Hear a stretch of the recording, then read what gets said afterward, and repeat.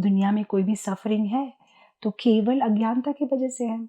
अगर हमारे पास ये ज्ञान होता कि हम भगवान के सर्वेंट्स हैं, हम भगवान के हैं, हमारा जन्म ये मनुष्य जीवन इसीलिए मिला है कि हम भगवान के बारे में जानें, समझें, हमारे मनुष्य जन्म को सफल करें। हम इस दुनिया में टेम्पररी है, तात्कालिक है, परमानेंट तो है ही नहीं। ये सारी बातें अगर इंसान समझते तो ना ये क्लेश, झगड़ा, ये सारी जो कुछ हो रहा है नहीं होता था। इनफैक्ट मैं आप छोटी सी कहानी बताऊँ, जब मैं कॉलेज में थी, मैं एक फ़िक्शन नॉवल पढ़ रही थी, व्हेन द वर्ल्ड कोलाइड्स। उसमें बहुत सुंदर तरीके से, ये फ़िक्शन है ना, एक कहानी है। तो उसमें ऐसा बताते हैं कि साइंटिस्ट लोगों को पता चला है कि ग्लोब आ रहा है पृथ्वी के बहुत पास और 1 महीने के अंदर पृथ्वी के साथ कोलाइड होने वाला है और सब लोग मरने वाले हैं। तो जब ये घोषणा की, शुरू में तो किसी ने विश्वास नहीं किया, लेकिन 2-3 दिन बाद देखा, हाँ, एक लाल कलर का गोला आ रहा है पृथ्वी के पास। अब सब समझ गए, हमारे पास केवल 1 महीना है, हम मर जाने वाले हैं। अब सबका स्वभाव चेंज हो गया। जो अपने माँ-बाप को छोड़ के अमेरिका वगैरह सेटल हो गए थे, वे वापस आ गए। 1 ही महीना है, माँ-बाप के साथ रह लो।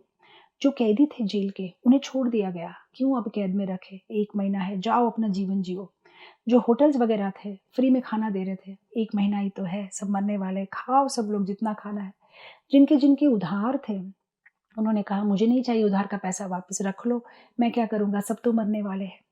1 महीने के अंदर पूरा एटमॉस्फेयर इतना खूबसूरत हो गया।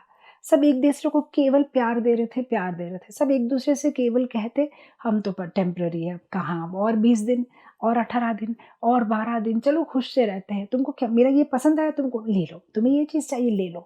पूरा एकदम स्वर्ग जैसा वातावरण बन गया। और फिर जैसे ये सुंदर मतलब वातावरण बन रहा था, फिर साइंटिस्ट ने मैसेज दिया कि वो जो ग्लोब पृथ्वी के पास आ रहा था, उसने दिशा बदल ली है, अब कोई नहीं मरने वाला है, हम सब सुरक्षित हैं। जैसे ये मैसेज आया, फिर से झगड़ा शुरू, मेरी चीज़ें वापस दो, ये मेरा है, नहीं ये तुम्हारा नहीं है, ये मेरा है और सब कुछ। तो क्यों ये डिफरेंस आया?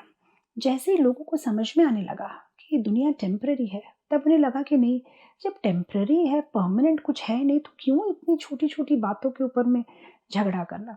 लेकिन हम ये जानते हुए भी इसे भूल जाते हैं कि हम टेम्पररी है और हर चीज़ को जो है शाश्वत समझ के उस पे जो है हम झगड़ा करते हैं या उस पे हमारा मनमुटाव हो जाता है। तो मुझे ये नॉवल इतनी अच्छी लगती थी कि हाँ, द होल प्रॉब्लम इज़ अज्ञानता। अगर हर एक इंसान इस ज्ञान में रहे कि I am not permanent in this world, I am here for a temporary period of time, पर इस टेम्पररी पीरियड ऑफ टाइम के लिए इतना मुझे ये क्यों कष्ट करना। Let's be happy, let's live happily and let's allow others also to live happily. तो ये पूरा पर्सपेक्टिव इंसान का चेंज हो जाएगा। जी, तो गुरु माँ जैसे आपने बोला कि हमें खुश रहना चाहिए, तो एक खुशी जीवन के लिए हमें क्या-क्या करना होगा? मतलब वास्तव में हमें अपनी दिनचर्या कैसी रखनी होगी कि हम जो है इस खुशी को प्राप्त कर सकें? सी सबसे पहले हमारे गुरु महाराज कहते थे कि जिस तरह से वृक्ष होता है, अगर वृक्ष के जो रूट्स होते हैं उसमें आप पानी दोगे तो पूरा वृक्ष अच्छा से विकसित होगा। लेकिन एक वृक्ष के पत्ते पे पानी डालोगे तो कितने पत्तों पे पानी डाल दोगे। तो उसी तरह से हम खुश इसीलिए नहीं रह पाते क्योंकि हम हमारी आत्मा की खुशी के लिए कुछ नहीं कर रहे। लोगों को ये ज्ञान ही नहीं है कि हम ये शरीर नहीं है, हम आत्मा है। केवल आत्मा को एक ड्रेस दिया गया है। जिस तरह से आज शरीर को मैंने ये साड़ी पहनाई है, पर मुझे मेरे शरीर से क्या कहते हैं अटैचमेंट रखनी चाहिए कि साड़ी से? उस तरह से ये आत्मा का ड्रेस है, ये बॉडी। पर हम क्या करते हैं, इस शरीर के ऊपर में आसक्ति बनाए हुए हैं और आत्मा को भोजन नहीं देते हैं। हमारे परम गुरु महाराज हमेशा ये उदाहरण देते थे कि अगर कोई पिंजरे में तोता है, तो क्या आपको तोता को खाना खिलाने पे ध्यान देना चाहिए कि पिंजरे को पेंट करने के लिए?